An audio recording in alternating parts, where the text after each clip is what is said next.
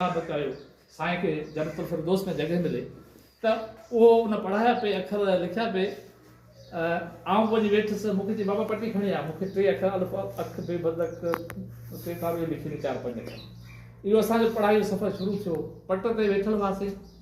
उन्हनि ॾींहंनि में पोइ थियो भई हर ॿार पंहिंजी नंढी मंची ठाराए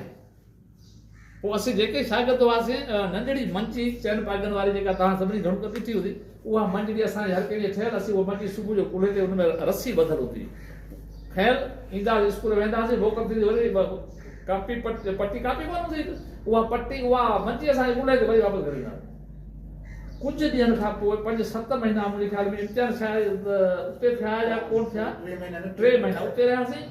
3 महीननि में आउं त चवां थो आफ़रीन जस उन उस्ताद खे हुजे जे 3 महीननि में असांखे मुकमल तौर ते रीडर किताब ताईं असांखे पहुचाई हींअर जेकॾहिं असांजे सुबुह जो पंहिंजे स्कूल में चवंदा त साईं ॿारु तयारु थी वेंदो साईं 3 साल थिया ॿारु तयारु थी वियो छो कोन तयारु थी 3 महीननि में जस हुजे उस्ताद जे असांखे तयारु कयो ऐं असांखे अहिड़ो तयारु कयो जंहिंजो बुनियादु बेस असांजो उहो ठहियलु आहे उन मां असां घणो कुझु पिरायो वक़्तु ऐं उहो 3 महीननि खां पोइ असीं सम्झो अची वियासीं ॿिए दर्जे में ॿिए दर्जे में बि असांजो उस्ताद मोहम्मद सावण आयो उन खां पोइ ॿिया उस्ताद ईंदा रहिया पर 4थे ऐं 5थे दर्जे में साईं मोहम्मद हसन दर्स असां ते एॾी महिनत कई एॾी सूरत ते असांजी पकी ऐं असांजी राइटिंग पकी जंहिंजो को माना हदि न आहे ऐं त कॾहिं कॾहिं असांजो 5थे दर्जे में हूंदा हुआसीं मुक़ाबले लाइ किथे ॿार को असीं मिले त ॿिए स्कूल ॿिए राज्य सां मुक़ाबिलो करियूं क्वेश्चन पुछूं सुवाल पुछूं हिसाब पुछूं ठीकु आहे त उन हिसाब सां असां 5 पास कयो मूंखे एतिरे क़दुरु यादि आहे त असां जॾहिं 9 ॼणनि 8 पास कयो 5 पास कयो त साईं मोहम्मद हसन मूंखे मुंहिंजो सर्टिफिकेट लिखी ॾिनो त हीउ हथ सां सॼो लिखणो पियो प्रिंट थियल पनो कोन हो साईं हिकिड़ो सर्टिफिकेट मूंखे ईगल पेन उन सां मूंखे लिखी ॾिनो चई पुट हाणे हे 9 सर्टिफिकेट तोखे हिन नमूने तोखे लिखणा उहे 9 सर्टिफिकेट मूं लिखिया जेके अॼु बि सर्टिफिकेट फाइल में मोखा ते शायदि पिया 5 जो ॿार ऐं सर्टिफिकेट लिखे तव्हां उमेद करे सघो था 8 पास कोन थो करे अॼुकल्ह जा टीचर कोन था ठाहे सघनि सर्टिफिकेट GR मेंटेन कोन था करे सघनि त जसो जो उन उस्तादनि खे असांखे पढ़ायो उन खां पोइ हाणे ॻाल्हाईंदासीं साईं लीमेमल साईं लीमेमल असां हिकु घर जा भाती उहो अलॻि शइ पर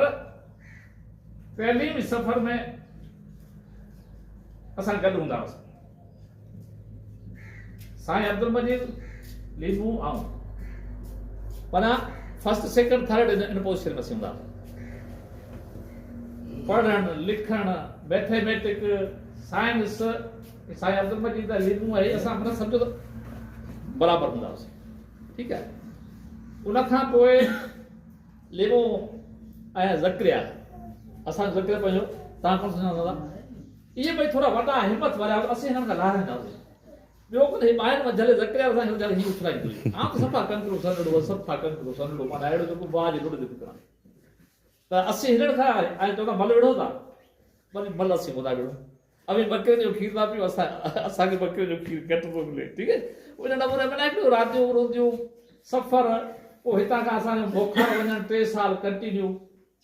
ऐं उन खां विचा ॻाल्हि थी रहे त पोइ स्कूल हिते असांजो ठहियो प्राइमरी स्कूल आहे हिकु चौरो ठहियो हिकु लांडी कखाई ठही उन में चाचे मरहूम मोहम्मद मुबीन ऐं ॾाॾो मोहम्मद सुमार ऐं असां त हीउ थोरो जेको आहे न मोहम्मद सुमार ढोकरे जो उहो जे करे काश स्कूल न खोलाए त असीं हिन मंज़िल ते हुजूं माना उन माण्हू जो थोरो उन खां पोइ असीं हितां बोखार वियासीं पोइ बोखार पिया तली सफ़र